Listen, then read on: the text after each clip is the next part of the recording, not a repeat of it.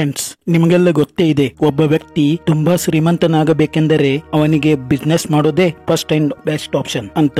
ಈ ಜಗತ್ತಿನಲ್ಲಿ ಎಷ್ಟು ಜನ ಬಿಲಿಯನರ್ಸ್ ಗಳಿದ್ದಾರೆ, ಅವರೆಲ್ಲ ಬಿಸ್ನೆಸ್ ಮಾಡಿದ್ರಿಂದಾನೇ ಬಿಲಿಯನರ್ಸ್ ಆಗಿರೋದು ಹೊರತು ಯಾವುದೇ ನೌಕರಿ ಎಂದಲ್ಲ. ಫ್ರೆಂಡ್ಸ್, ಹಾಗಾದ್ರೆ ಬಿಸ್ನೆಸ್ ಮಾಡಲು ಯಾವ ರೀತಿಯ ಸ್ಟ್ರಾಟಜಿಗಳನ್ನು ಮಾಡಬೇಕು, ಹೇಗೆ ಒಂದು ಬಿಸ್ನೆಸ್ ಅನ್ನು ಒಂದು ಹಂತದವರೆಗೆ ತೆಗೆದುಕೊಂಡು ಹೋಗಬೇಕು ಅಂತ ನಾನು ಈ ವಿಡಿಯೋದಲ್ಲಿ ಹೇಳೋನಿದ್ದೇನೆ. ಈ ವಿಡಿಯೋ ಬಿಸ್ನೆಸ್ ಮಾಡೋರಿಗೆ, ಅದರಲ್ಲೂ ಚಿಕ್ಕ ಪುಟ್ಟ ಬಿಸ್ನೆಸ್ ಮಾಡೋರಿಗೆ, ತಮ್ಮ ಬಿಸ್ನೆಸ್ ಅನ್ನು ಸ್ಕೇಲ್ ಅಪ್ ಮಾಡಲು ಬಯಸುವವರಿಗೆ ತುಂಬಾ ಹೆಲ್ಪ್ ಆಗುತ್ತೆ. ಹೀಗಾಗಿ ನೀವು ಬಿಸ್ನೆಸ್ ಮಾಡುತ್ತಿದ್ದರೆ ಈ ವಿಡಿಯೋ ತಪ್ಪದೇ ಪೂರ್ತಿಯಾಗಿ ನೋಡಿ. ಬನ್ನಿ ಆ ಸ್ಟ್ರಾಟಜಿಗಳು ಯಾವುವು ಅಂತ ನೋಡೋಣ. Strategy number 1, marketing. ಫ್ರೆಂಡ್ಸ್, ನಿಮ್ಮ ಪ್ರಾಡಕ್ಟ್ ಎಷ್ಟೇ ಒಳ್ಳೆಯ ಕ್ವಾಲಿಟಿಯಾದಿದ್ದರೂ ಜನರಿಗೆ ನಿಮ್ಮ ಪ್ರಾಡಕ್ಟ್ ಬಗ್ಗೆ ಗೊತ್ತೇ ಇರದಿದ್ದರೆ ಅದನ್ನು ಮಾರ್ಕೆಟ್ ನಲ್ಲಿ ಸೆಲ್ ಮಾಡುವುದು ತುಂಬಾ ಕಷ್ಟವಾಗುತ್ತದೆ. ಹೀಗಾಗಿ ನೀವು ನಿಮ್ಮ ಪ್ರಾಡಕ್ಟ್ ಅನ್ನು ಮಾರ್ಕೆಟ್ ನಲ್ಲಿ ಪರಿಚಯಗೊಳಿಸಲು ಇಂತಿಷ್ಟು ಹಣ ಅಂತ ಮಾರ್ಕೆಟಿಂಗ್ ಕಾಸ್ಟ್ ಗಾಗಿ ಇಡಬೇಕು. ಸೋಷಿಯಲ್ ಮೀಡಿಯಾ ಅಂದರೆ ಫೇಸ್ಬುಕ್, ವಾಟ್ಸ್ಆಪ್, ಇನ್ಸ್ಟಾಗ್ರಾಮ್ ಅಕೌಂಟ್ ಗಳನ್ನು ನಿಮ್ಮ ಪ್ರಾಡಕ್ಟ್ ಮಾರ್ಕೆಟಿಂಗ್ ಗಾಗಿ ತಪ್ಪದೇ ಬಳಸಿಕೊಳ್ಳಬೇಕು. ನಿಮ್ಮ ಊರಿನಲ್ಲಿ ಯಾವುದೇ ಇವೆಂಟ್ಸ್ ನಡೀತಾ ಇದ್ದರೆ, ಹಬ್ಬ ಹರಿದಿನಗಳಲ್ಲಿ ನಿಮ್ಮ ಬಿಸ್ನೆಸ್ ನ ಪೋಸ್ಟರ್ ಮತ್ತು ಬ್ಯಾನರ್ ಗಳನ್ನು ತಪ್ಪದೇ ಮಾಡಿಸಿ ಅವುಗಳನ್ನು ಸಾರ್ವಜನಿಕ ಸ್ಥಳಗಳಲ್ಲಿ ಅಡ್ವರ್ಟೈಸ್ ಮಾಡಬೇಕು. ಸ್ಪೆಷಲ್ ದಿನಗಳಲ್ಲಿ ನಿಮ್ಮ ಪ್ರಾಡಕ್ಟ್ ನ ಮೇಲೆ ಆಫರ್ ಅಥವಾ ಡಿಸ್ಕೌಂಟ್ ನೀಡಿ ಹೆಚ್ಚಿನ ಜನರಿಗೆ ನಿಮ್ಮ ಪ್ರಾಡಕ್ಟ್ ನ ಬಗ್ಗೆ ತಿಳಿಯುವಂತೆ ಮಾಡಬೇಕು.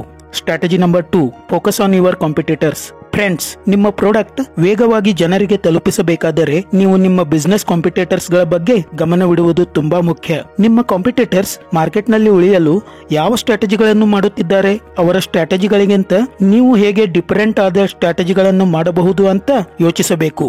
ನೀವು ನಿಮ್ಮ ಬಿಸ್ನೆಸ್ ಫೀಲ್ಡ್ ನಲ್ಲಿ ಹೊಸಬರಾಗಿದ್ದರೆ ನಿಮ್ಮ ಕಾಂಪಿಟೇಟರ್ಸ್ ಗಳ ಸ್ಟ್ರಾಟಜಿಗಳನ್ನೇ ಕಾಪಿ ಮಾಡುವುದು ಒಂದು ಉತ್ತಮ ವಿಧಾನ ಅಂತ ಹೇಳಬಹುದು. ಏಕೆಂದರೆ ನಿಮ್ಮ ಕಾಂಪಿಟೇಟರ್ಸ್ ಗಳು ತಮ್ಮ ಎಕ್ಸ್ಪೀರಿಯನ್ಸ್ ನಿಂದ ಆ ಸ್ಟ್ರಾಟಜಿಗಳನ್ನು ಹೆಣೆದಿರುತ್ತಾರೆ. ಹೀಗಾಗಿ ಆ ಸ್ಟ್ರಾಟಜಿಗಳನ್ನೇ ಕಾಪಿ ಮಾಡುವುದು ತುಂಬಾ ಅನುಕೂಲಕರ ಅಂತ ಹೇಳಬಹುದು.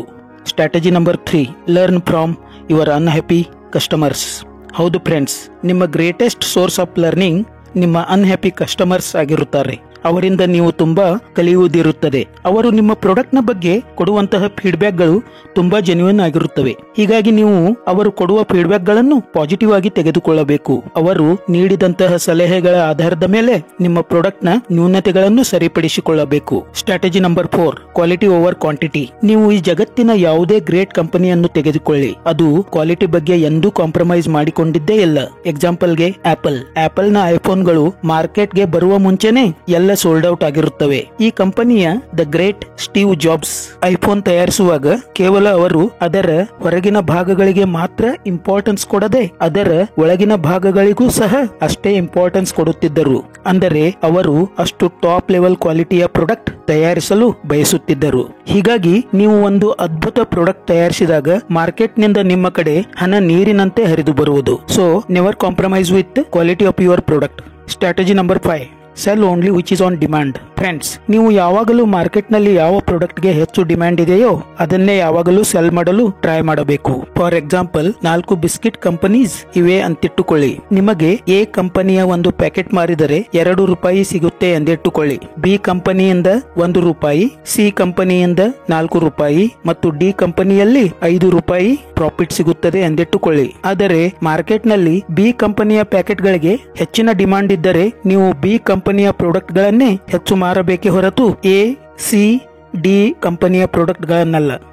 ಎ, ಸಿ, ಡಿ ಕಂಪನಿಯ ಪ್ರಾಡಕ್ಟ್ ಗಳನ್ನು ನಿಮ್ಮ ಸ್ಟೋರ್ ನಲ್ಲಿ ಇಟ್ಟು ಅವುಗಳನ್ನು ಮಾರಲು ಪ್ರಯತ್ನಿಸಬೇಕು ಅಂತ ಹೇಳ್ತಾ ಈ ವಿಡಿಯೋವನ್ನು ಇಲ್ಲಿಗೆ ಮುಕ್ತಾಯಗೊಳಿಸ್ತಾ ಇದ್ದೀನಿ. ಜೈ ಕರ್ನಾಟಕ.